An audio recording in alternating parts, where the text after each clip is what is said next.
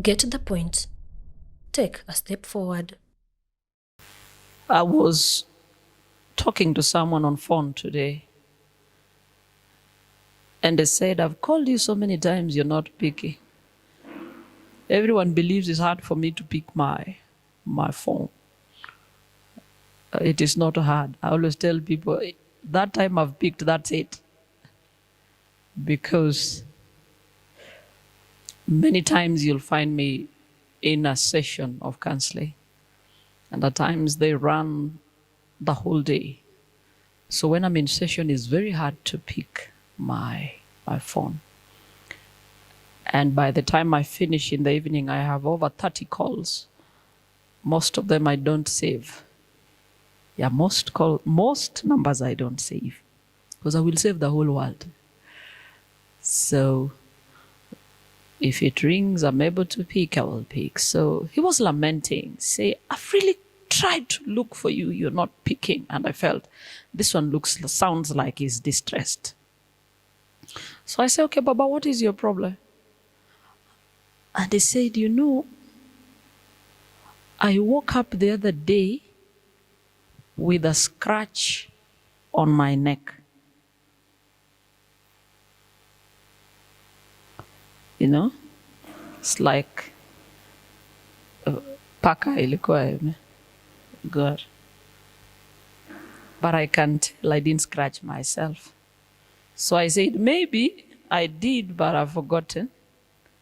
But last night I slept, I woke up with a scratch here, so big. Pastor, this one maybe I scratched, I didn't know. But this one, no. So I don't know what I'm going through. But maybe you help me understand. So I just told him, ayo ni majini wanakutembelea, wanakusumbua. What you need is deliverance prayer. These things are becoming rampant right now. So another one has just called me when I was in the car, and she's saying, since 2019, when I entered campus, I hear voices, and at times they tell me to do things, but I've been ignoring all this time. Until now, once I enter my hostel room and close the door, I can still hear so many doors being banged. Boom, boom, boom. So I decided to move out of the hostel to a house outside of campus. And they followed me there. So I've been living with this thing for the last 5 years. Noises, doors being banged, suggestions of suicide, and real voices. And she says, Pastor, I believe this is demonic attack. I have been praying. It disappears a little, they come back. I've been praying, it disappears a little. I think where I've reached, I need help. You see, 5 years is a long time for someone to live like that. We are yet to discuss with her. But I'm saying,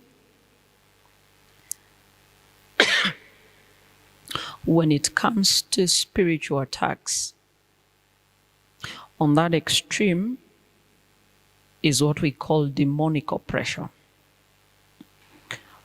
On that other extreme is what we call demonic possession. In between here is a myriad of attacks that at times we may not understand. Oppression is where you're going through lots of difficulties, okay? But you can tell there are forces of darkness involved. Possession is when you become a habitation of demons. They can oppress you, like unasikia huyu anasema akiamka anapata amegwarwa, you know? They are oppressing you. Ukiona huyo mwenye anasikia sauti, that one is possessed. Chances are they are possessed. In between here are experiences that you may not even want to listen to. And for most of us in church, we say, wacha kuniambia hizo vitu mimi naogopa. Utafanya niote usiku. Hizo vitu utaota usiku tu sababu ijafika kwa nyumba yako. Iko kwa jirani. Siku itaingia kwa nyumba yako, boom. Ndio utaona, utaamua kama unapiga vita ama unatoroka.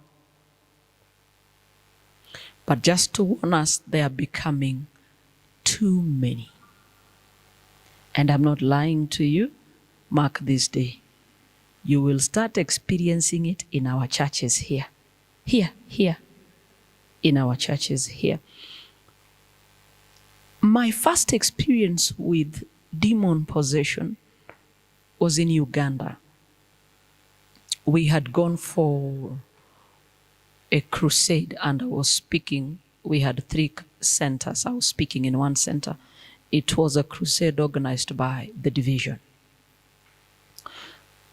But prior to that, I had 3 dreams of a demon-possessed girl. But because it's my first experience, I didn't even know what it is, how to handle it. I went down to, we were in northern Uganda, Lira. And this day, after we are from the site, my door opens, bam. And I'm saying, who's that? And there are 2 men. They brought in a girl. Okay. Quickly my dream flashed and I asked, is she possessed? They said yes. She was in our sight and when we were praying, she fell down and demons were speaking. So why have you brought her to me? You know? So there were other pastors that were coming from Tanzania. Me, I didn't have an experience. And they said, Pastor, usiogope. Hivi vitu ni vya kawaida. Tutakufunza. So I was a little bit afraid, but also wanting to know how to handle it. So they said, mwache akapumzike manake amechoka, tutaomba naye usiku. So usiku came, everybody was asleep. And I was there with these 2 Tanzanian pastors, a pastor from Rwanda, and one from, I think, Congo. Yes. So they went and brought her from the room where the ladies were sleeping. In my room, I was sleeping with another lady. She woke up also. So when we got there, they said, because at times it gets hostile, let's put her on the floor. Let's spread a tarpaulin. So we spread a tarpaulin. We put her there. So pastor said from Tanzania, kila mtu atamuombea. Alafu mimi nitakuwa wa mwisho. And then the one I was sleeping with in my room said, Pastor, me, I'm scared. Me, I'm going to sleep. So we say, weenda lala. So she left. She went to sleep. Said, me, no, I can't. So me, I was curious, but also scared. But there's also the drive of you are the speaker. Now, if the speaker in the crusade is the one who's scared. So everybody prayed. It came to my turn. I prayed. You know, I want to hear, what is this they say when they pray for a demon-possessed person? And after they had prayed, now I wanted to listen to the one who said they'll pray last. Maybe there's something unique they do. And I opened my eyes. And he prayed halfway. He said, Muko wangapi? So I was expecting a response. And there was no response. Haya basi kama mzungumzi, mwache, nitawachoma. And started saying, kuchoma, choma, choma, kwa jina la Yesu, kwa jina la Yesu. And that girl became so weak and was sweating and couldn't akalala, you know. So I said, hivyo tu. And then he said, yeah, ni hivyo. Experiences ni tofauti, ya huyu ni hivyo tu. Na mbona amechoka hivi? Eti mapepo wamefanya nini? Wameondoka. So I said, kumbe ni kitu rahisi hivi. So the next day we went to my site. Before I stood to preach, a woman came. I said, you know what, Pastor? I stay on these houses behind the dais. My neighbor has a child who's demon possessed. So, do you mind coming praying for her? Then I told her, I have about half an hour to move to the pulpit. I can only go and listen to the story. Then tomorrow, I will come. Because I know tomorrow I'm going to ask those two brothers from Tanzania. We go. So I carried the Rwandese. The Rwandese guy was a former army soldier, okay, very strong. So I carried him with another Ugandan guy, and we went. So we were me, that mama, and the two. So I went and I asked what happened. She's about 12 years old. The father owns these mega Pentecostal churches. And then the neighbor said, the father has powers from the world of darkness and has sacrificed this girl as a habitation of demons. So I said, it's okay. Tomorrow we'll come and pray, but we can just whisper a prayer, then we go. So we put her at the center. Ilikuwa nyumba ya matope, chini ni matope. And we knelt down, put her at the center. Okay. Then I said, let me repeat what we saw last night. So I told them, each one will pray. You know, hata wao wananitegemea. So then I will finish. Hey, then they started. The woman prayed, that woman that brought us. The Rwandese prayed. The Ugandan prayed. And I was comfortable because there was no drama.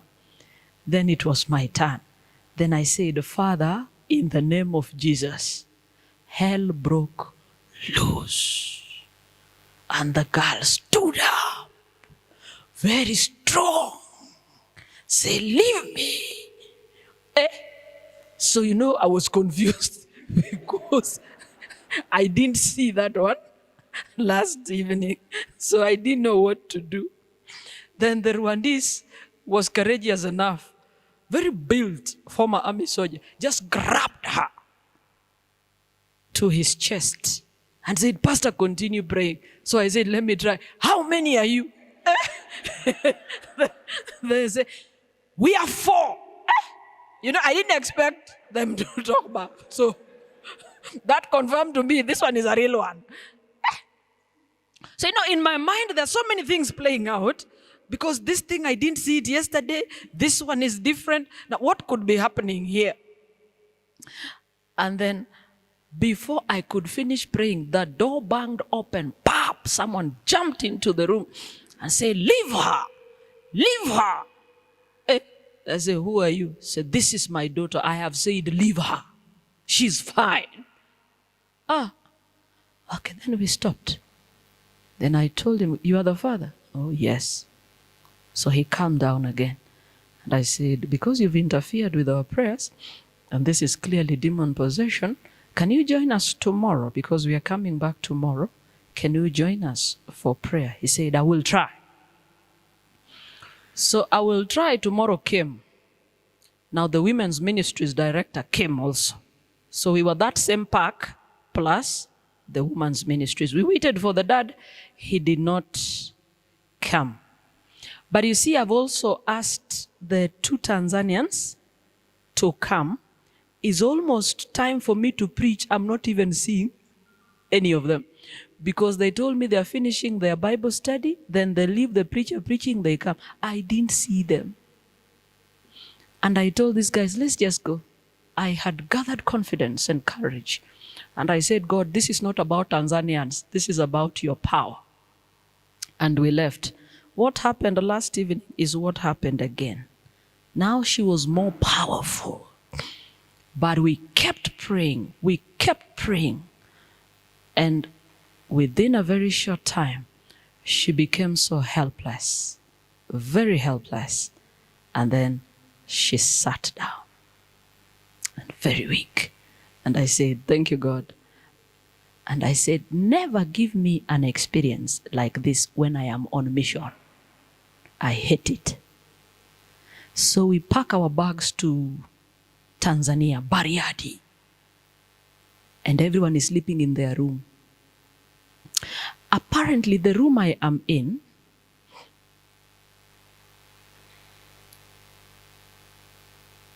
during the day after visitations, we come rest a little bit, then prepare for evening preaching. It was Wamalika that was the preacher, main speaker, and I was handling health and family life. So we were just two of us. And they had set a prayer tent somewhere. Me, I didn't know what was happening.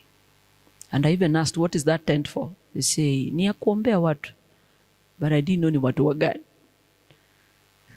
So every single day I go to sleep, rest that afternoon before. You've closed the door, you've closed the windows. Kidogo tu, I can feel a breeze. And then I begin to feel my feet burning hot. And I can't lift my head. There's just a power pressing me. I'm not dreaming, pressing me down. And when I try to say in the name of Jesus, it's not coming out. I'm struggling. But I keep struggling. I keep struggling. It's a serious struggle.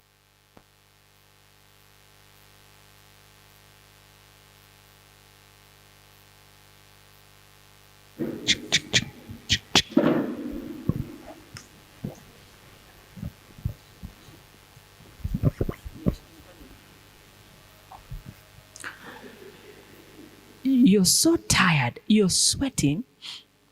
And that was every single day for how many weeks? 3. I was scared to talk to anyone. Because in the morning we meet for classes. Pastor Malika teaches us Field School of Evangelism. Then we go for visitation, then we come rest, then we go. I couldn't share it with anyone. I felt they'll feel I am becoming mad. And then day 3 of the crusade, when I stand and say, Bwana asifiwe, people fall. Tungulu, tungulu, tungulu. And I said, what is wrong with? Because when your Malika speaks, nothing happens like that. Why is it when I say, Bwana asifiwe, people fall? You know? And I can see they're being picked, taken to the prayer tent. So me, I pray and I preach and finish. Then I go to the prayer tent to see those that were picked. What is happening? Then I realize it's demon possession. We struggled. Have you ever been in a ministry you don't understand, but you have a case firsthand? And it is every single day. And a woman asks us to visit her in her house. She's just staying about a block from the hotel. We visit. And she says, wapendwa, mimi nimewaalika kwangu manake nina shida ambayo kule kanisani sijapata usaidizi. Haya, shida gani? Mapepo wanalala nami kila mara. Hata huyu mtoto wangu wa mwisho ni mimba ya pepo. You know, I'm like, for real? These things are real or what are these? But my spirit didn't just agree with this woman. I felt like we are in a territory that is purely demonic, hunting me in particular down. And I said, this is the person that has been bothering me in the room. We went to the field because she had insisted we eat. We told her as we don't eat. So we went to the field. she kept following me. But I noticed the remaining days, there was one particular notorious girl. Anytime you just say, praise the Lord, she falls. There was that girl, when this woman comes to the field, she must fall down. So she says, yule mama, kila mara akiingia, lazima ni pagawe. Then I said, roho yangu ilimkataa tulipokwenda kwake. Then she followed me another time and said, hivi kwamba wakati mtakaporudi kwenu kule Kenya, mtu akitaka ubaki wewe alafu utakwenda baadaye, kamuuliza kufanya nini? Kaniambia hapana, kukufanyia tu shopping za Tanzania hapa 1 2 tangamba, sisi tunaondokanga hapa saa 10 usiku. Hakuna mahali utanipata. Came back another day. Hivi kwamba unaweza kubali nikakutengenezee nywele. I knew those are avenues to initiate me. But again, I'm green. I'm just dependent on the impression of the Holy Spirit. So we left. So I knew this one is an agent in the meeting. And this is the woman disturbing me at the hotel. We went to see a witch doctor who had said is giving us the entire family for baptism. He's staying with his grandmother, his mother, and all his children and siblings. Big home. So we went with the bus, university bus, all of us excited. We are going to meet a family of witch doctor who's giving us the entire family for baptism. So when we got there, we alighted. I was expecting a very old man. So when he came to us, he went round greeting everybody. When he came to me, he stopped and looked at me in the eye for about 2 minutes. And he said, Idinade. Then I asked him, how did you know I am Luo? And he moved very fast. So we entered his house, clean house, photos of all Tanzanian presidents. And he sits behind them like a bodyguard. So you would think he's a bodyguard. But all Tanzania, Mkapa, Nana, what? Very man, about 35 years old. So he begins and says, familia yangu nitawapa, lakini mimi siwezi. Because he's the chairman of all witch doctors in the Lake region. Mimi mpaka nirudi majini nikawaage. Hata mkinitisha vitu vyangu uganga mchome, kuna vile havitachomeka. Mpaka nirudi baharini niwaage. Lakini watu wangu wote nitawapatia. And for sure he gave us the whole home and we baptized. And he says, shida yangu na Wakristo ni kwamba wana falsafa mbili. Ule mkutanoni ningependa nije sana, lakini siwezi kuja. Wateja wengi wangu ni Wakristo. Na nikija pale, watakuwa very uncomfortable na mimi. Kwa hivyo sitaki niharibu mikutano yenu. Kwa vile wateja wangu wengi ndio hao wako kwenye mkutano. Mtu asikubali tu uganga na akae nao, ama akubali Ukristo na akae nao. We got into so many stories. He's the man behind the medicine in Loliondo. You remember how you went to Loliondo? Yes, you remember how you guys went to Loliondo? Yes. He's the guy behind the Loliondo medicine, and he told us it was ni madawa tu ilikorogwa, nyungu fulani wanaweka, wanakoroga chini kuna nyoka. We had just come from election, the post-election violence, if I'm not wrong. Just telling us how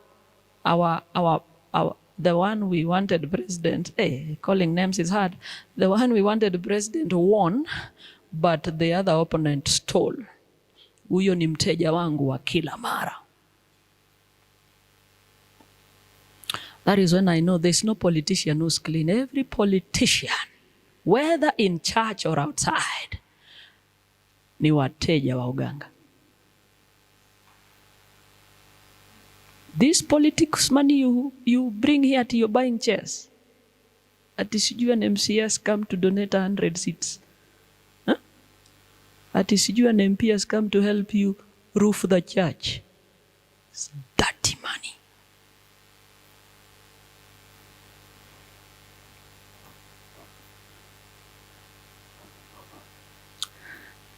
I am saying this life is spiritual, manifesting physically. You need to learn what happens in the other world. The people who are in darkness are very confident of their God and very committed to their things. Christians do not know their God. They've just heard about him. They don't even have confidence in him. That's why when it gets tough, they switch to the witch doctor and come back here on Sabbath. If truly our God is all powerful, what are you doing at the witch doctors? It means you have no confidence with this power we have, the Almighty God. And we are never committed to the cause of God. The operations of the world of the spirit are very strict. Because you see, the spirit world is active between midnight and 3. Operations begin at midnight, but there's a prior meeting before midnight. Inaitwa arrival. Because midnight must find everyone what? Seated. It is only in the world of the spirit, the light side, that someone can decide, today I'm going to church at 11. If a witch doctor tells you, arrive at midnight, and you're in Eldoret, and the witch doctor is in Isbania, naongea na wewe, wacha kuniangalia. Where is the witch doctor? Isbania. But you live in Eldoret. Njoo kesho saa 6 usiku. Unatoka kesho ama unatoka leo? Si unatoka leo?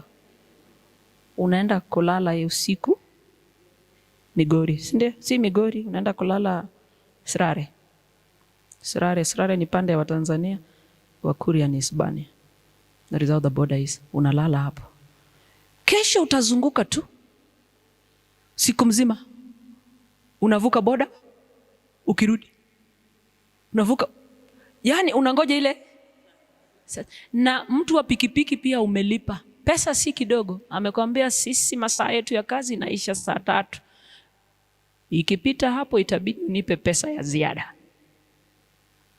Ngapi? Sema yoyote. Niko tayari kulipa.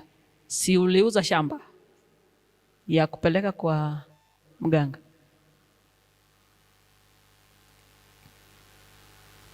Inaitwa gharama. There is a particular language for uganga. You don't say ati ni pesa ngapi kuchukua bwana ya Sicilia. Hapana, naomba gharama ya kumchukua bwana ya Sicilia. Lete 1,300. Si uliuza shamba Eldoret 1,400, 5, 3 unapelekea mganga. Ya bodaboda hata akikuitisha 3,000 hiyo siku utapeana. Uko na shida inakusumbua. Tena umeweka pikipiki standby. Ila tu saa 6 ipate umefika wapi? Hapa. Ni hapa tu ulimwengu wa roho upande wa Mungu ndio wa Kristo are not committed to God. Ni hapa tu. They can afford to go to work by 7:45. They are their place of work. But Sabbath, haya, In fact, Friday at 8, wako Naivas wanunua omena. Wanaenda kupika sapa. Sabato iliingia kitambo. Wataamkia asubuhi kutafuta nini wanakula breakfast. Ndio waanze, nipe shati ya blue, baba aseme hapana ya pink, tena waanze kupiga pasi ya pink. Ni asubuhi confused kabisa. By the time wanafika hapa kanisa, wanaingia na wameshavurutana kwa nyumba. Nilikuambia unipigie viatu jana huko piga. Mami kichanu shakupata kichanu moja kwa nyumba. Siku ya Sabato, siku zingine iko sawa. Watu wanaenda shule, wanapata kichana. Ni Sabato tu hata brush ya viatu huwa inapotea. Hata toothpaste mwenye alitumia mwisho ujui ilikuwa wapi. Watu watazungumza. Wewe ulikuwa na usinizoe. Sasa nenda kanisa sitaki maneno. By the time people get to church, it is 10:45. And that is why Sabbath school will always begin with the 2 people, 3 people. Ule ulimwengu mwingine watu wako very disciplined. Ndio maana mtu akikutafuta kichawi anajua huna nguvu. Mganga ukienda kwake atakuambia huyo unayemtafuta huyo wachana naye. Na akitaka kula pesa zako hata kama anajua una nguvu zaidi ya yake, ni wewe anakukula, si kwamba anaweza kukufanyia wewe kitu. Hapana. When they know this one is a wrong number, this one is a child of God, they'll tell you point blank, wewe utanisumbulia madhabahu, wachana na huyo mama. Ndio maana wanawake wanachukua mabwana zetu kupitia dawa. Sababu wanajua we mwenyewe ni jina tu liko kwenye register ya kanisa. Hata uelewi vita vya kiroho. Ukisikia mwanamke anakupigia akakuambia huyo uko naye ni mume wangu pia, upende usipende, ashajipanga. Hiyo confidence haitokangi mahali. Anajua ataanza na wewe vita ya kiroho, hakuna mahali utampeleka. Ujui, utashinda sasa, Mungu vile nimetunza Sabato. Mungu vile nimekupenda, nimekutumikia hii siku yote. Mungu ona tu vile nimelea watoto, tithe ninatoa kanisani. Mimi sikujua hii maneno itafika. Hiyo sio maombi, hiyo ni malalamishi. Hii hakuna vita utashinda. Na wanajua hapa nikiingia na toboa. And they sustain that relationship for years, even 20, using witchcraft, because you know nothing about it. When it comes to forces of darkness, learn to resist evil. Learn to, it's 2 words.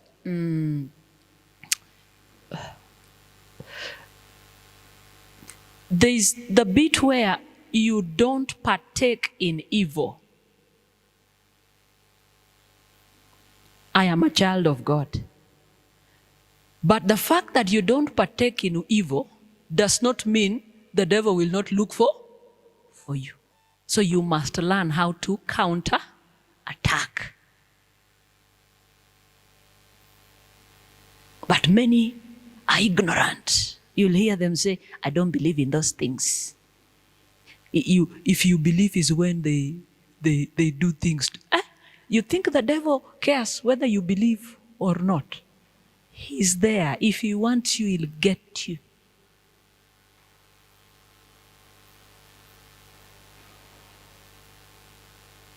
That's my alarm. Sorry.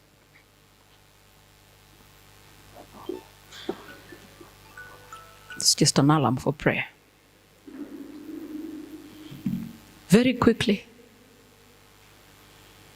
Mark chapter 9, 14 to 17. And when he came to the disciples, you think you're able to flash it very fast? Okay. And when he came to the disciples, he saw a great multitude around them and scribes disputing with them. This is English now, not theology. So we are reasoning together. Let me know when my time is up, because I speak a lot. And I speak a lot because I just want to give you real-time experiences for you to understand. And when he came to the disciples, question, was he with them or they were not together? So it means Christ was away. Put your finger there. We will come back to it. Hiyo swali nimeuliza. We will come back to it. So it means they were not together. And now he has come to them. He saw a great multitude around them and scribes disputing with them. Immediately when they saw him, all the people were greatly amazed and running to him, greeted him. Christ was one person who would distract any meeting and spoil it. Mark chapter 9. We're on verse 14. Yes, we're on verse 14. That was Christ. Irresistible, lovable, approachable. You see him, you move from all your activities just to come and meet him. So he has disrupted already a meeting with the scribes because of his presence. Immediately when they saw him, all the people were greatly amazed and running to him, greeted him. And he asked the scribes, what are you discussing with them? There's no answer to that question. Instead, in verse 17, then one of the crowd answered and said, Teacher, I brought you my son, who has a mute spirit. Did you hear that?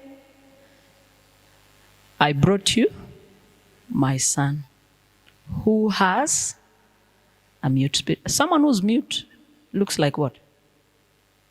Mute. What is other English for mute? Dumb. Huh? Kiswahili is what? Huh? Ni bubu. Mute ni ule ya aongei, si ndio? Kisiwi ni gani? Sikio. Okay. I brought you my son who has a mute spirit. I want you to notice. He could as well say, I have a dumb boy. Or I have a mute boy. But what does he say? He has a mute spirit. Usisomange Biblia mbio. Enda pole pole. Biblia itaki unasoma kama story. Naenda pole pole na roho pia anakuongoza. Notice something. The son is dumb, yes. The son is mute, another language.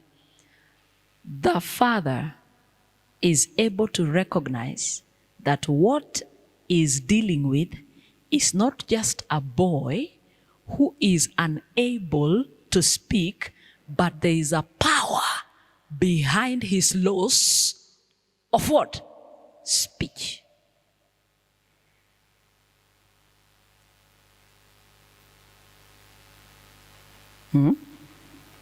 See, he has a mute spirit.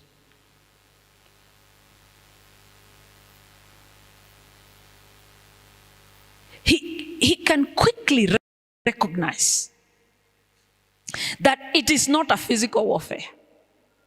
It is a spiritual warfare. There is a dark, evil spirit of dumbness in his son. I'm assuming they have seen several specialists, but it is not working.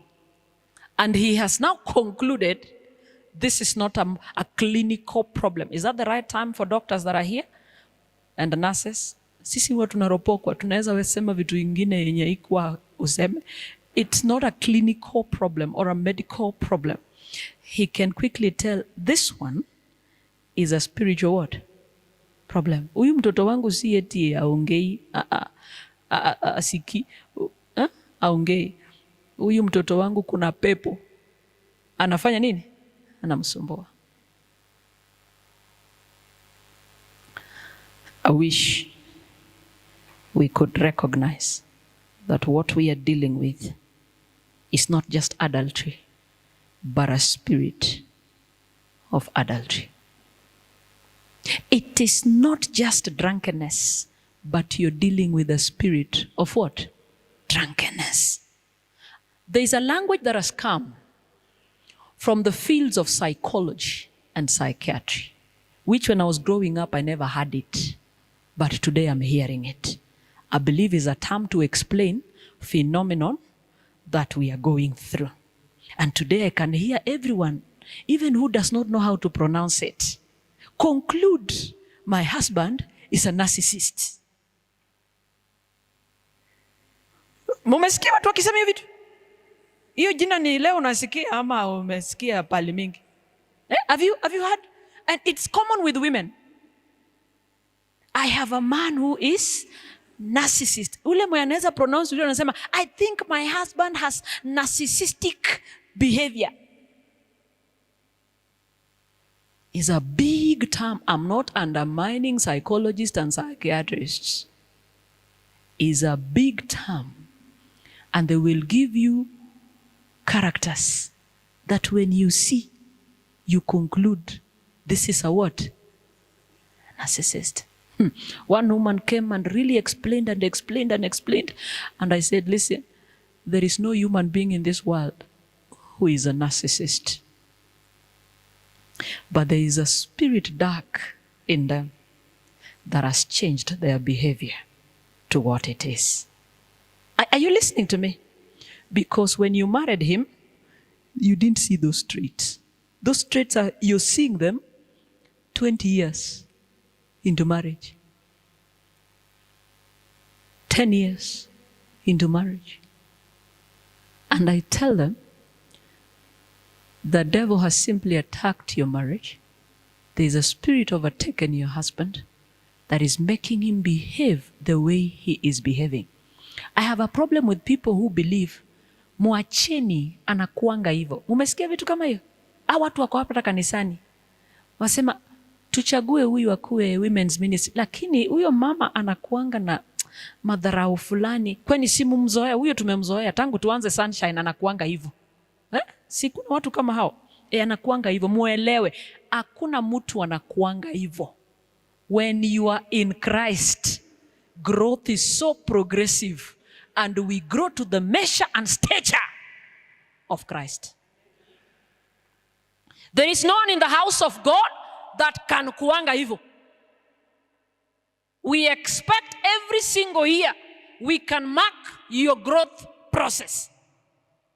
Even gossip is a spirit, is in the Bible. Watu naona wanasengenya. It is a demonic spirit. It is written in the Bible.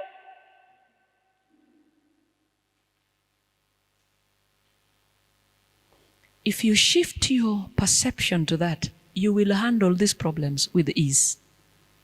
But if you think these problems you see in family members is them, you'll keep fighting people when you should be fighting the power that is making them behave like that.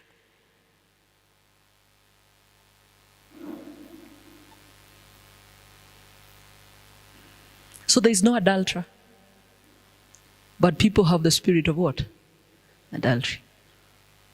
Even those that are complaining that my husband is gambling all the money, betting all the money. Did you know even betting is a demonic spirit? Did you know that? I have handled many children, many men in my office, because I asked them, why is it when you don't have money, you don't have the urge? The urge to bet is not there when someone is moneyless. The minute they just hear the salary has done, a lot, it's the same minute the money exits their phone. And when you ask, what is your problem? Nasikia tu kitu inaniambia. And they can hear voices telling them, go, go. What does that do to you? Because they now have taken loans. I'm dealing with a family 4 years down the line. The man has a big job, almost losing because of betting. The woman has had to now take over every responsibility because all his monies he bets. And he has loans.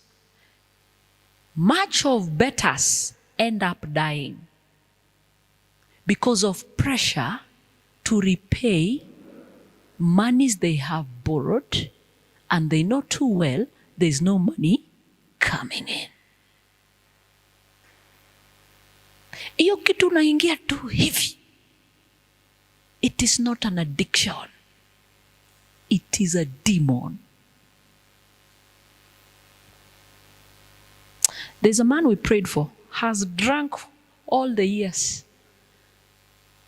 Hata wale walisema vumilia kama bibi ya mlevi. Iko wanawake wanajua kuvumilia. Anaishi na mlevi miaka yote. Ulevi si kitu rahisi. When she met us, she said, I'm tired. And we told her, you don't need to. You've already done so many years with him. But there is a power so powerful than his drunkenness that can help him. And I remember when we visited her home and prayed, because drunkards are not found at home. Drunkards are always out here. They come back after drinking. And we went into a fast and then we visited and prayed. There was one statement we made, God, today when he drinks, just do something in his life that will make him not go back there. And we left. She calls in the morning. Mzee alirudi jana mlevi. Ametapika usiku yote, anatapika damu. Usiku yote. Hawezi kufa. Mpaka leo tunaongea ni miaka 2. Hajaguza pombe. Ni pepo. I'm preaching in a funeral. No, nowadays if you call Mokoro to preach, you can easily lose your membership in church. There's a church member that lost his church membership because I preached in his mother's funeral. That is how terrible my name has become. So if you call me to preach in your funeral, be ready to lose your church membership. And there is a struggle because we know what has been done to this woman that has died. Purely demonic altars, Eyanyola, in the clan. Witchcraft power. So, we are supposed to go bury. And the son, the only son, there are 3 brothers, one died the other year, 2024. So he's remained him. The other one is not even somebody. Yeah? Ni wale walevi hawahesabiki kama watu. You cannot involve him in anything. So you just know I'm burying my mother, mutu ngapi? Moja. And I rallied my friends and we collected money and we were there for burial. So who will preach? Church manual says the family has the right to choose who preaches. Ama ninasema ni uongo Pastor Joel? Familia ndo inachagua mtu hata kama anaenda kutoka South Africa kanisa ya Anglican. Familia imefanya nini? Meamua. And there is a lot of noise. I shouldn't preach. The pastor now is tasked to make sure I don't preach. The conference has tasked him. Make sure that woman does not preach in that funeral. I'm like, Kweni, was I going to campaign for a position, or we were just going to say those that sleep, die, they just sleep, there's a resurrection? What is this hula baloo about Mokoro? So I arrive on Friday, driven myself from Nairobi, mortuary, and I meet senior pastors there. And because I know we don't have good blood with our administration, for reasons I don't know, even if you ask me why they hate me, I don't know. They know better. I play it cool. The pastor welcomes me so well, like there is nothing. Wanajua kufunikanga watu.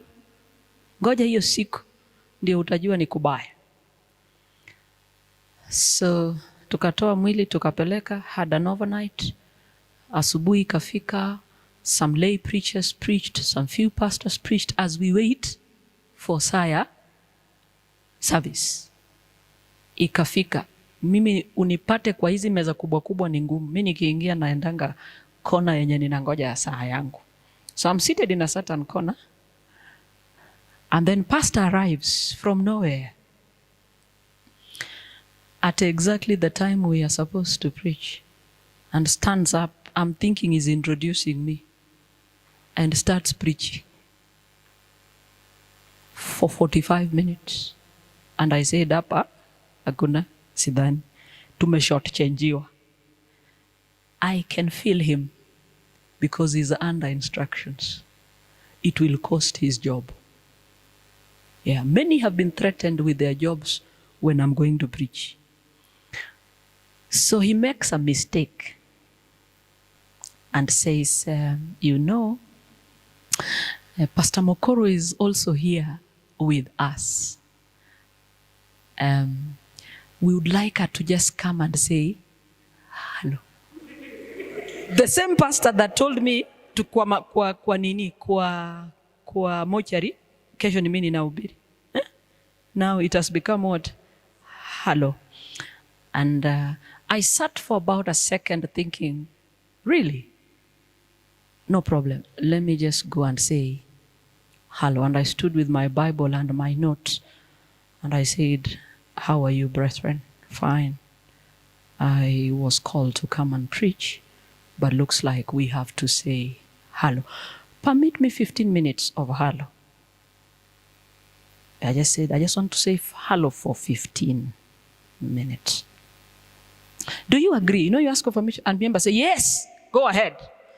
Si wao ndio wanakaa, sio pastor. All this time pastor is preaching. The brother who is a drunkard is carrying fish, big fish in the plate, eating with rice. Na anatusi pastor. Hiyo kitu unasema hata wewe huwezi fanya. Tunakujua. Nyinyi ni waongo. There is no statement pastor said without him interjecting. Wanamutoa kidogo anarudi tena. Tena nakapo karibu na pie. Alipiga kelele yake yote mpaka pastor kamaliza. So I said, is this how I want to speak with this guy making a lot of noise like this? So I stood. And then he also stood. And he just said,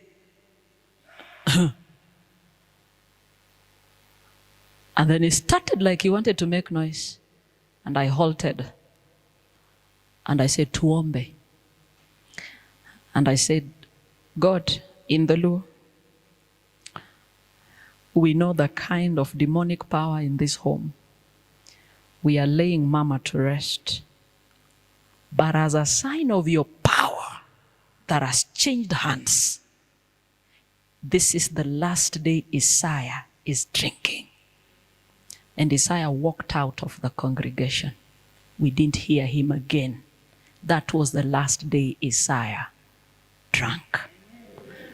To date, he calls and is the one asking, tumechelewa tuombe, has not missed church. I am saying, don't look at things from the physical point. They are driven by a power you may not understand. You may not.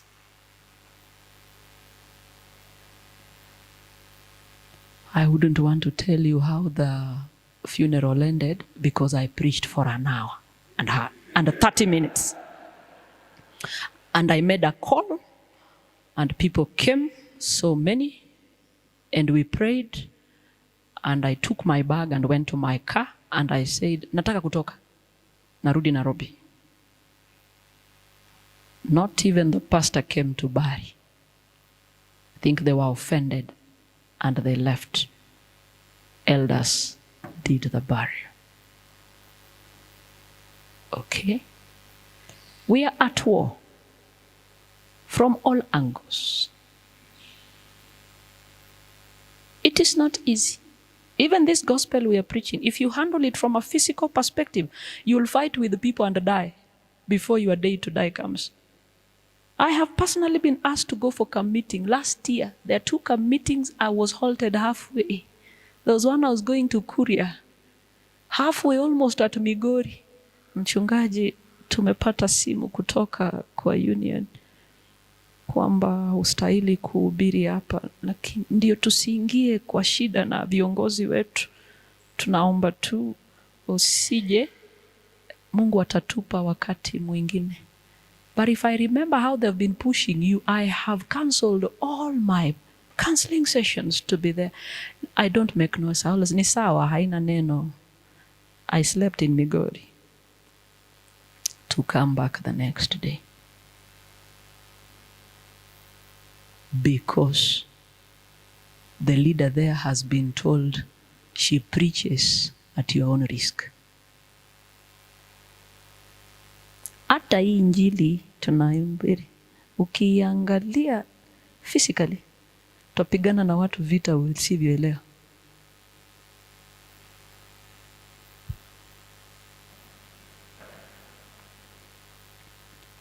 Verse 18 says, and he asked the scribes, and wherever, this is the father speaking, and wherever it seizes him, it throws him down, he foams at his mouth, he gnashes his teeth and becomes rigid. So I spoke to your disciples that they should cast it out, but they could not. If this boy was in our church today and the spirit has overtaken him, he has fallen down, he's gnashing his teeth and he's foaming in his mouth and he's rigid, what will we conclude?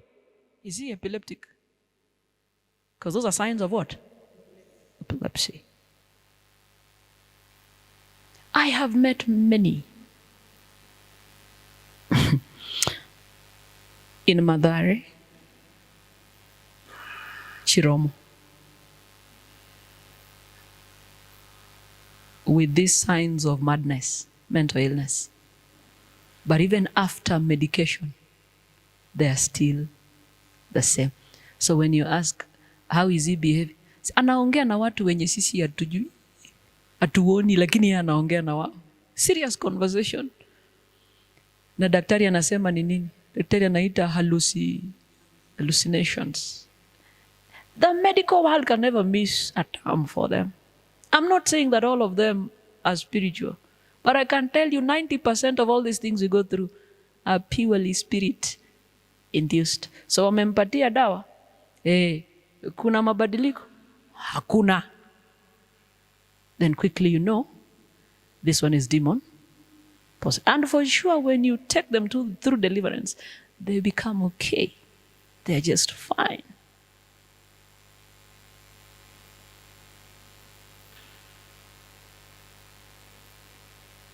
Hata saa hii utalikubaliana na mimi, mahali unaishi iko vitu inakimbia kwa ceiling yako kati ya saa 6 na saa 8.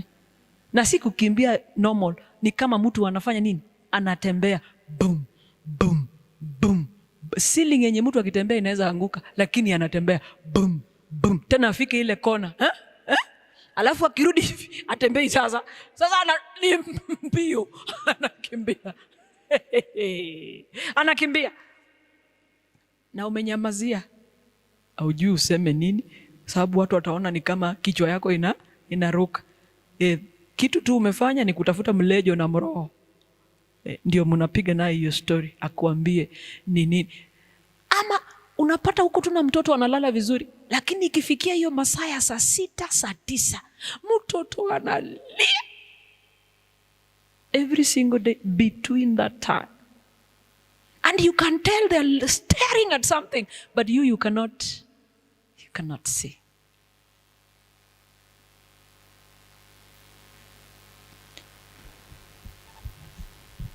The disciples were followers of Christ, just like you and me, but they were unable to cast it out because he said they were unable to.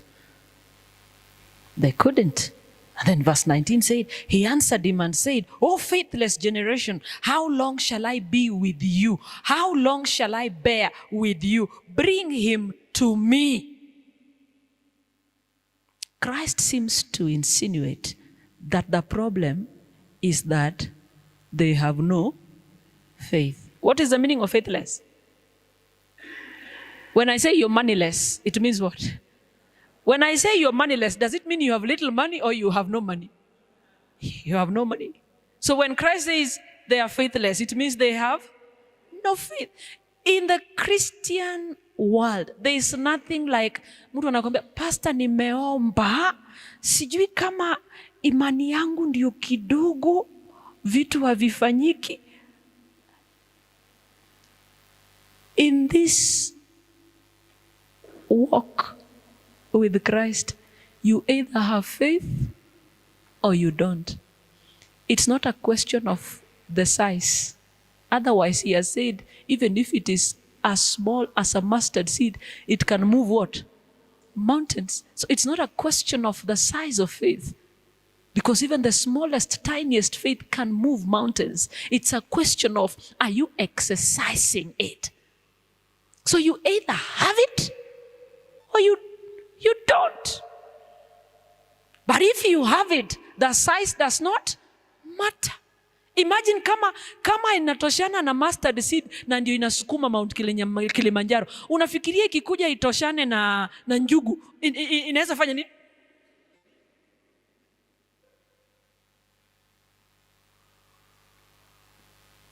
Spiritual warfare requires that one exercises their faith. It has no room for doubt. No doubt. Spiritual warfare does not say, pastor, tumeomba na mbona sioni mabadiliko. That is already what? Doubt. Because the Bible says, when you pray, believe you have received and you shall receive it. It has no room for doubt. At all. At all. The Bible says, Hebrews 11:6, but without faith it is impossible to do what? To please him. For he who comes to God must believe that he is, and that he is a rewarder of those that diligently seek him. We must believe without a shadow of doubt that there is nothing impossible with God. Verse 20. Verse 20 says, then they brought him to him, and when they saw him, immediately the spirit convulsed him, and he fell on the ground and wallowed, foaming at the mouth. When they brought him to who? To Christ. In the presence and power of God, demons must manifest. Are you listening to me?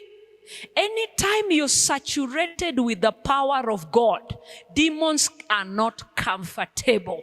They must manifest. But if demons are comfortable around you, it's simply an indicator that you lack the power of who? Of God. Why is it there is a woman who has lived with a drunkard 40 years and has never been touched? Mzee anakuja, Cecilia, fungua mlango, leo nitakuua. Cecilia sleep at the door. Ndio akiasi tu Cecilia, cha. But the minute he steps into the house, he simply drops on the seat and sleeps. You think he will not kill you? He will. But you see, there's a demonic power in him that submits to the power of God in Cecilia.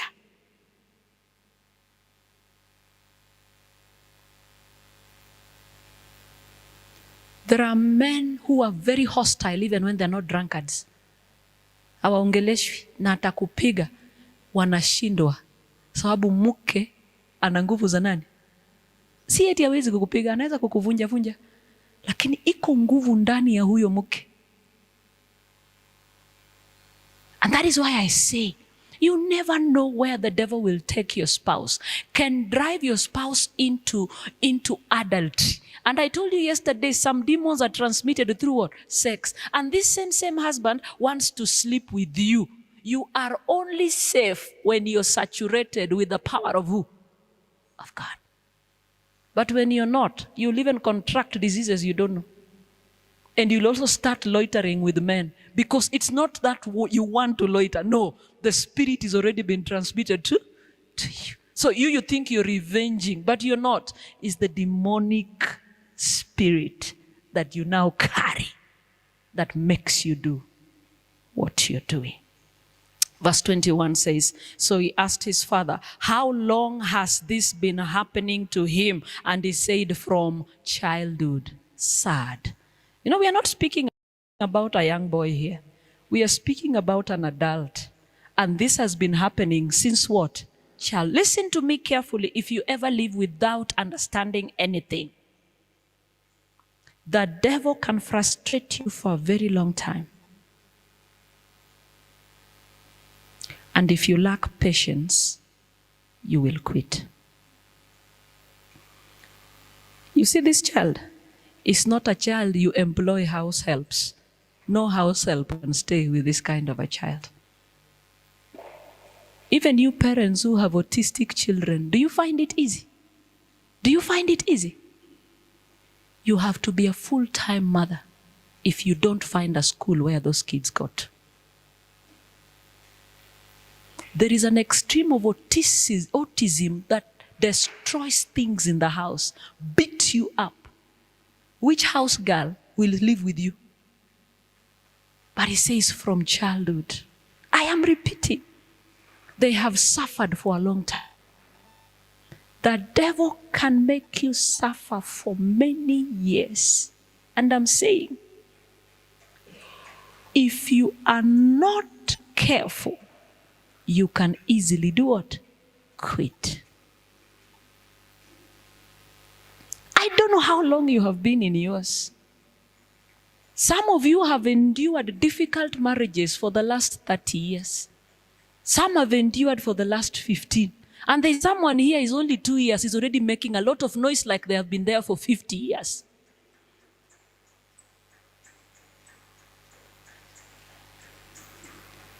I'm not saying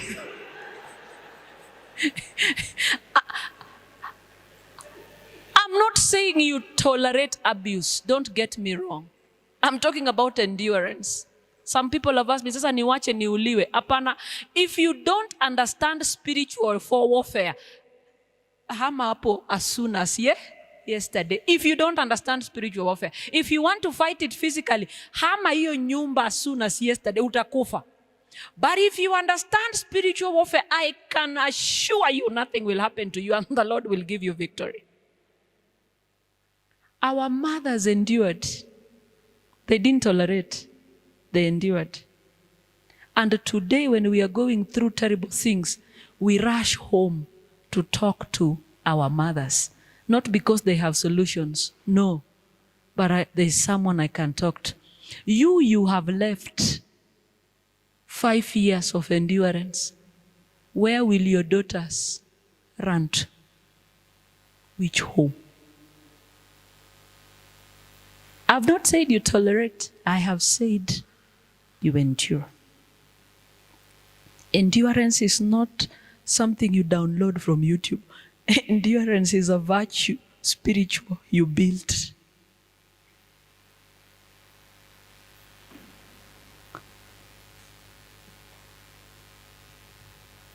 When it is a child, people are willing to bear with the situation because they cannot donate that child to anyone. If you have your son drinking, listen to me now carefully. If you have sons who are drinking, do you have a place to donate them? They remain your what? Your burden. Not your son, your burden. There is no, you would wish to swallow them back. It's unswallowable. But when it is your spouse, people can easily quit. Why? It's because you don't understand. It is what we talked about on Monday at the garden. The concept of oneness. You don't know what it means to be one.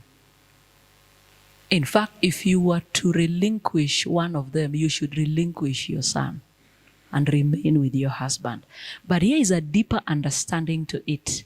The drinking in your son could be a generational curse from their home. See, you quit marriage because your husband is drinking. See, your sons are still 2 years.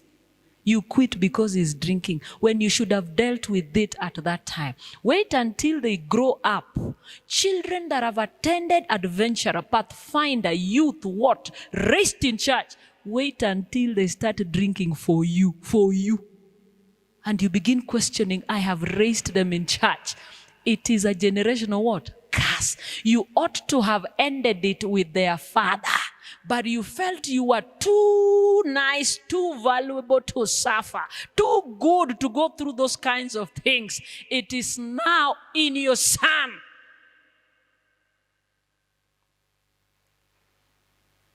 Are there chances for quitting? You will live with it forever. That which you are running away from, you will come face to face with it. You would have dealt with it at their father's point. And prayed and told God, this thing is not going beyond this generation. My children will not drink.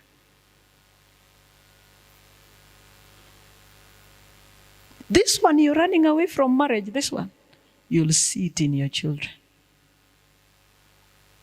And it will be very difficult for you. This one, you can't run away.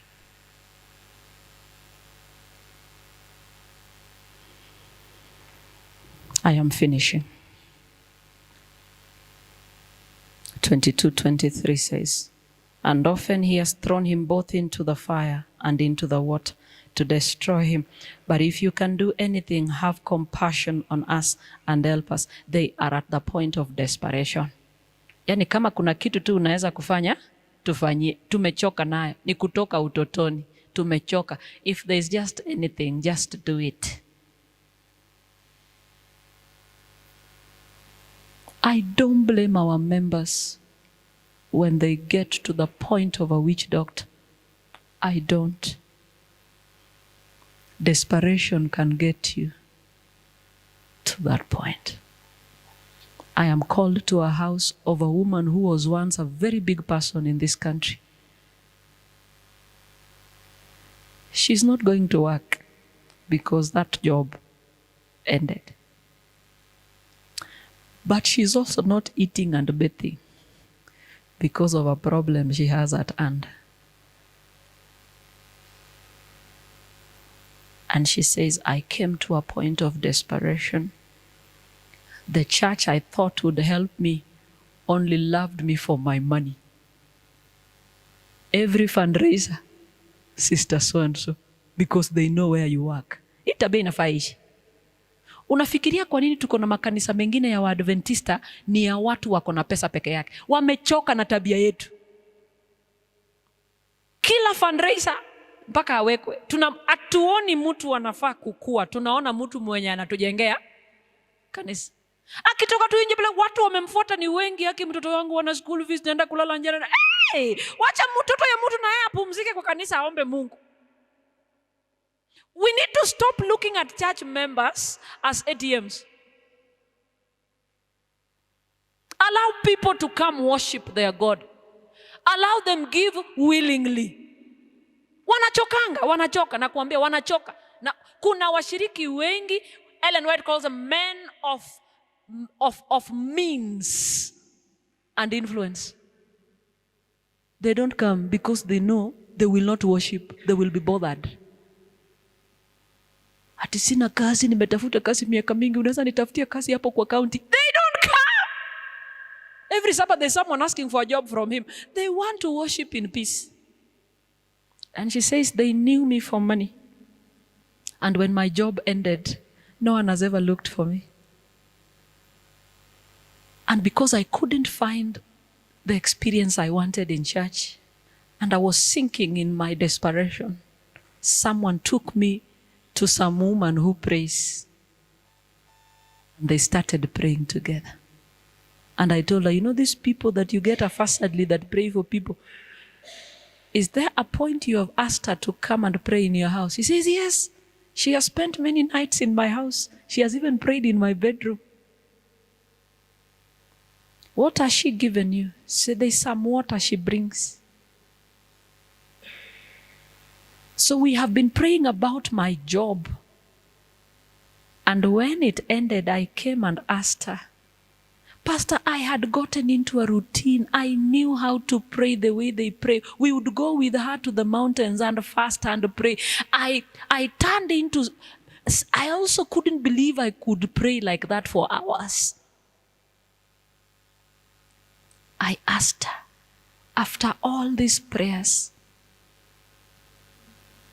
I lost my job. Where is the problem?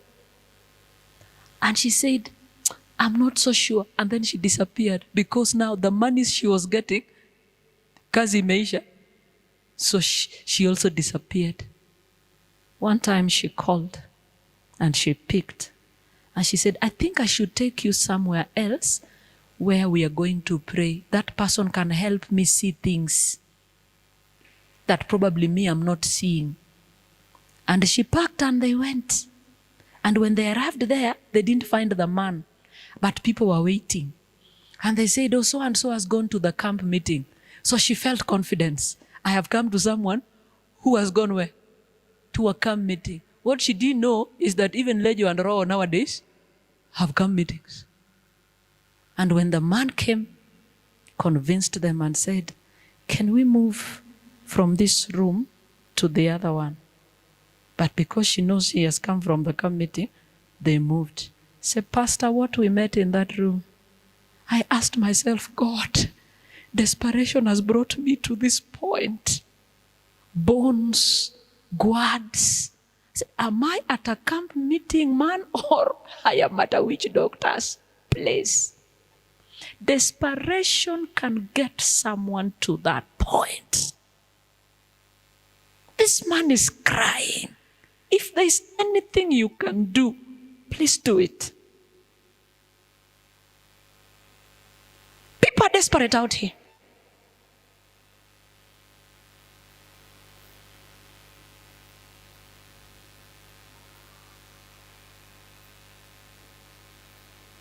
Jesus said to him, if you can believe, all things are possible to him who believes. Praise the Lord. Praise the Lord. If you can do it, that Christ has no problem with healing the boy. He does not. What limits him is your belief, your unbelief. Christ has no problem with all these problems we are seated here having. What limits him is your unbelief. Pastor, let's pray I may get a job. Heavenly Father, your son has no other place to go to. He has come to me, but this conversation is yours. I pray that you grant him a job in Jesus' name. Amen. I meet you after 2 weeks. Job. Kunaendeleaje? Pastor, hata sijui nikuambie nini.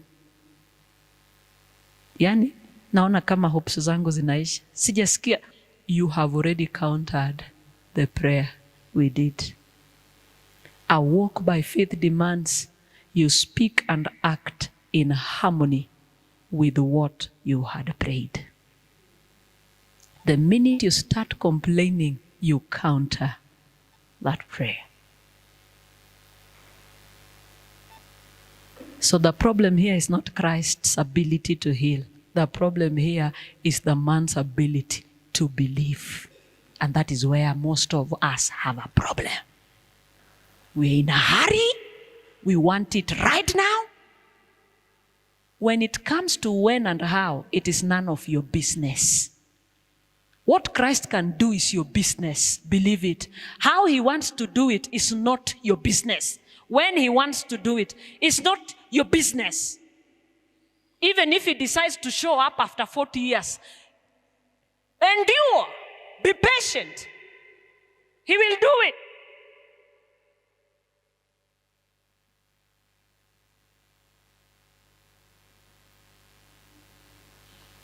Faith is what activates the power of God. I'm reaching verse 29 just to prepare you. 24 to 27 says, immediately the father of the child cried out and said with tears, Lord, I believe, help my what? My unbelief. If what will make me not get this which I want so dearly, please help my unbelief. I pray the Lord grows your faith. And there is no jug in heaven called faith where he pours. When you ask for faith to grow, you are asking for terrible situations that will demand you believe him.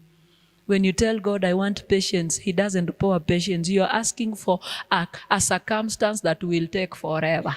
Some of these things, when you ask from God, be careful. Lord, give me perseverance. You're asking for a painful circumstance. And the Lord will give you that perseverance when you learn from that experience that you need to persevere. All these virtues are experiential. They are not gifts that you get. Help my unbelief. Christ is asking him, I want you to start exercising your small belief. It is not how someone knows how to pray. Even when you come to us to pray with you, it is your belief that saves you. Na ukichokea hapa katikati pia sisi hatuna shida, hata itusumbui ati tuliomba Mungu hajafanya, ni wewe umechoka hapa katikati. Ni imani ya kwako. Sio maombi namna ninavyoifanya. Ni wewe una kifunguo hicho cha uponyaji wako. Sio mtu mwingine. 24 to 27, that is what I said. I'm reading. 25 says, when Jesus saw the people came running together, he rebuked the unclean spirit, saying to it, deaf and dumb spirit, I command you, come out of him and enter him no more. Then the spirit cried, convulsed him greatly, and came out of him, and he became as one dead, so that many said, he is dead. But Jesus took him by the hand and lifted him, and he arose. Listen to me carefully. He said, my son has a dumb spirit. But when Christ is commanding the demon, he's saying deaf and dumb, meaning there was also a deaf spirit. And that is what I love with Christ. When he comes to deliver, he delivers completely and totally. Even things that were known to you.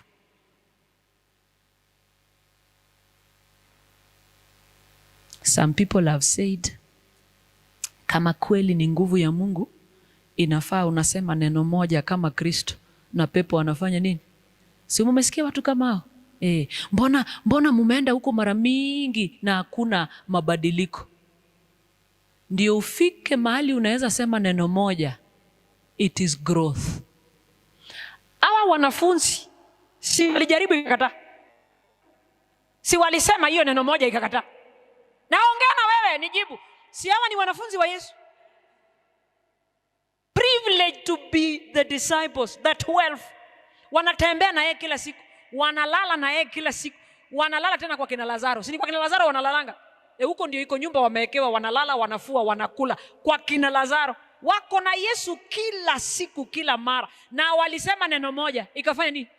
Ikakataa. Na hawa wenye ilikataa, Yesu anapopaa anaenda mbinguni, Roho amewashukia. They have grown in the authority of God. They can now say one word. And the demon does what?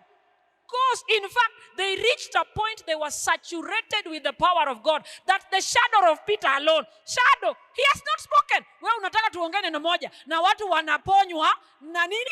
Wewe unasema neno moja hatuwezi kusema. Sisi tunataka kupita neno moja. Tunataka tukipita kivuli yetu inaponyesha nini? What? Wewe unatuambia hapa ati neno moja. People are seriously in the growth process. Ati mbona mnaomba sana usiku yote, miezi mingi, miaka mingi? We are in the growth process of walking in the authority. The Lord has said, I have given you authority to trample over serpents and scorpions and all manner of evil, and nothing shall by any means hurt you. Why is it some people are able to pray and things happen, and some people they pray and nothing happen? It's because those that are able to pray and things happen have learned to walk in the authority of who? Of God. They started praying, they would pray for someone, it takes 1 year. And they have never given up because they know the power is not theirs. The power is whose? God. God is teaching them. They are in the class of Christ. Wako kwa shule ya Kristo. Na wanajua watagraduate. Na ngoja graduation yao. Graduation yao hawatasema neno moja, watapita tu hivi. Na shadow yao inaponya. Don't doubt this power. Let us not be shy of the healing and deliverance ministry. It is a power anyone can have. Si hivyo ndiye amesema, when you believe, these signs shall follow you. You shall heal people. You shall drive away what? Demons. But it requires patience. It is growth and the willingness to live a consistent life of purity and what? And holiness.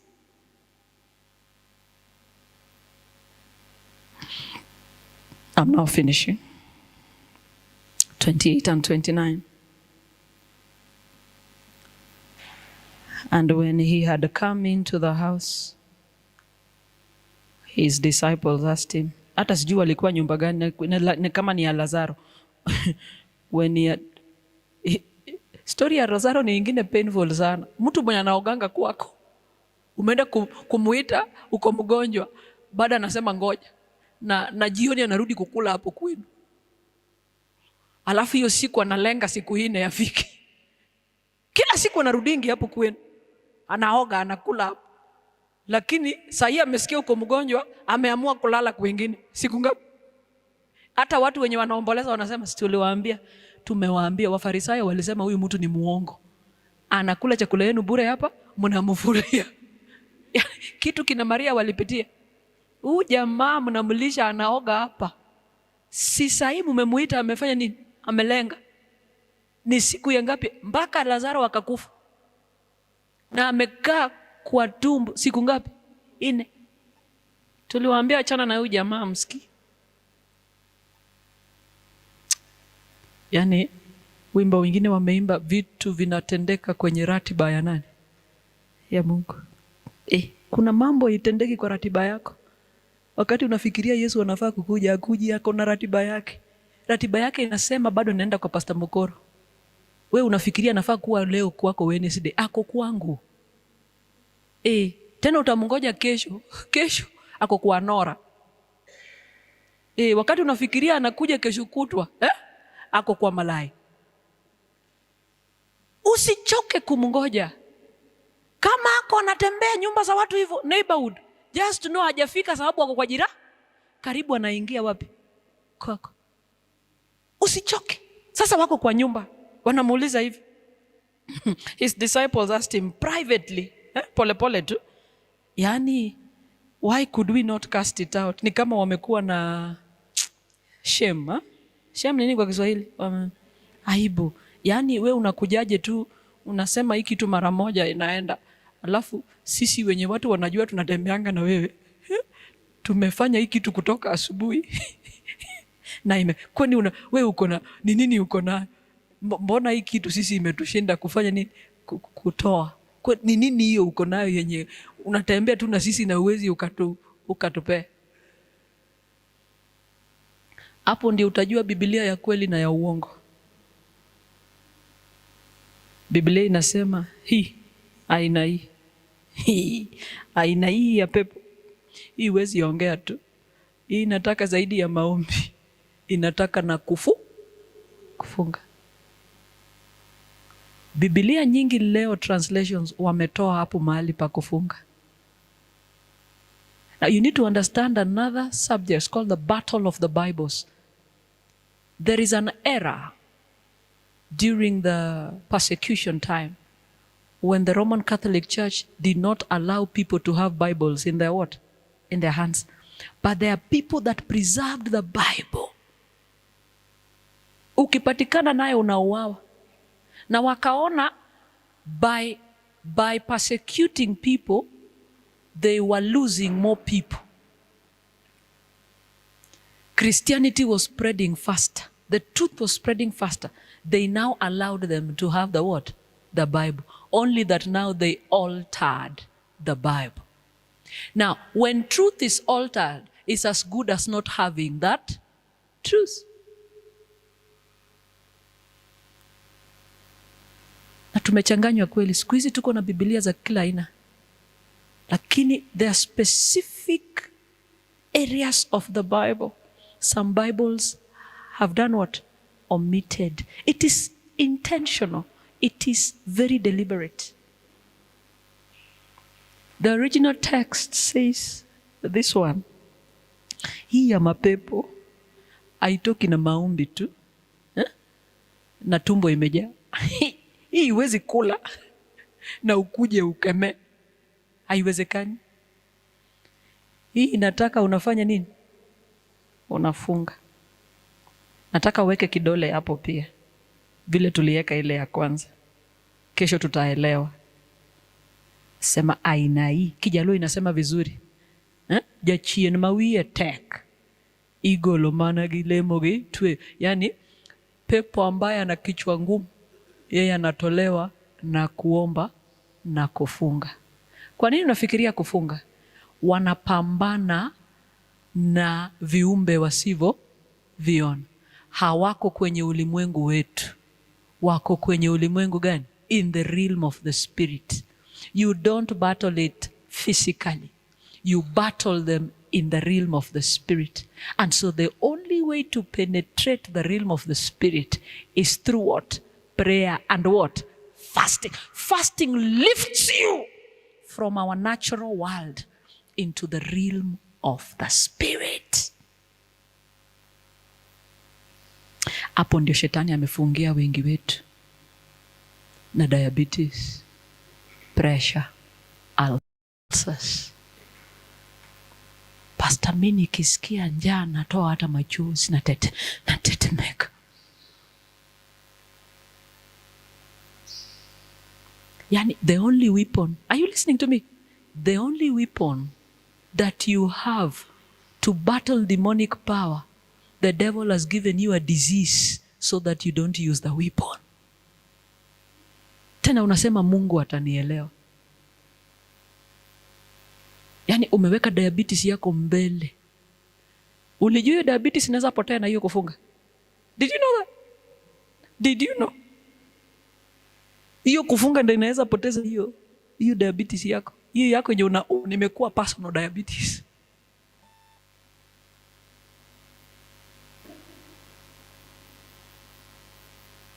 Usizoee kungoja hii fasting yetu ya mara moja kwa quarter. The first Sabbath of every word. Tuko kwa vita 24/7. Na we unataka kuingia uwanjani mara moja kwa yani we unaitisha nguvu tu mara moja kwa quarter. Na hiyo nguvu pia uitisha. Hiyo nguvu unatokea pale ndio unasikia Pastor Malaya akisema le sabato ya leo ni sabato ya kwanza ya robo, na mnajua vizuri sana ratiba ya kanisa imetuwekea nini? Kufunga. So wale ambao wangependa kujiunga na wale wanaofunga, basi baada ya mahubiri tufanye nini? Tubaki. Huyu mtu alikula breakfast. Tena hata si chai na mkate. Alikula mboga ya kienyeji, ugali ya brown na maziwa marurano, na akaongeza ndizi imeiva 2. Ati sasa amekuja kufanya nini? Kufast. Na amekula chakula yenye imemtosha kupeleka yeye mpaka wapi?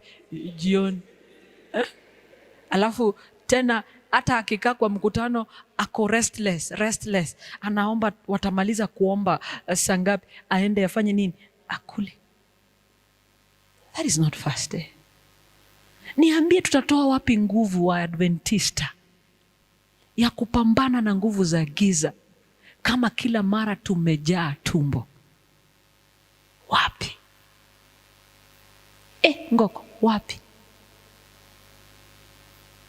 Kama tunataka tungoje sabato ya kwanza ya robo, na shetani anapigana na wewe kila siku, hata ulali usiku, wewe unangoja sabato ya kwanza ya robo ndio uitishe nguvu.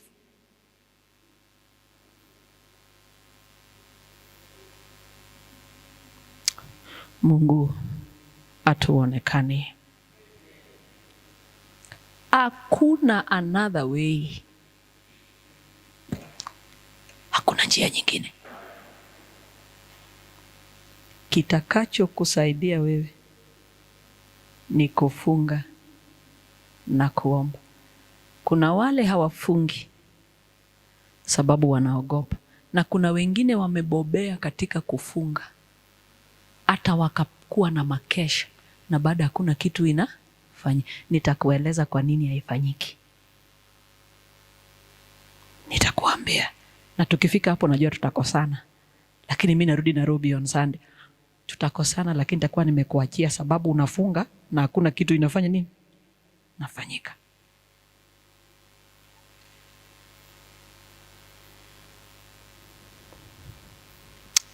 Mungu na Baba yetu, Ibilisi ametuhangaisha miaka mingi. Wengi wetu tunakiri tumeomba miaka mingi, hatujaona mabadiliko.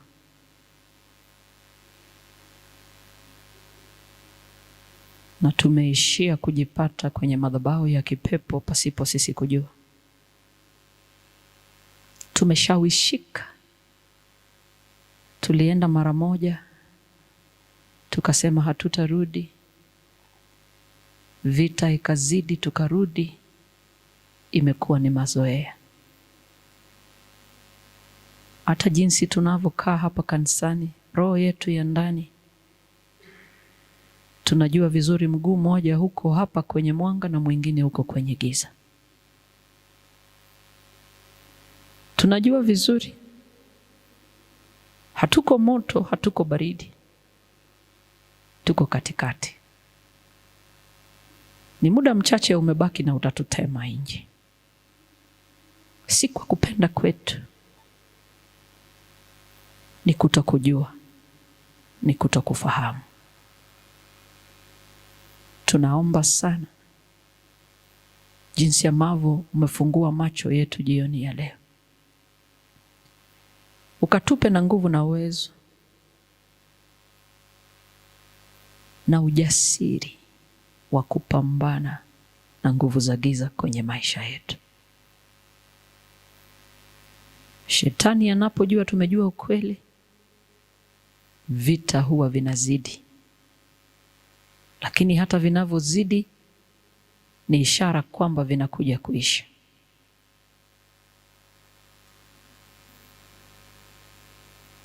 Tuangalie na macho ya huruma. Tumeng'ang'ana tu kama wanadamu. Kuanzia leo, ukatufunze na kufungua masikio yetu na macho.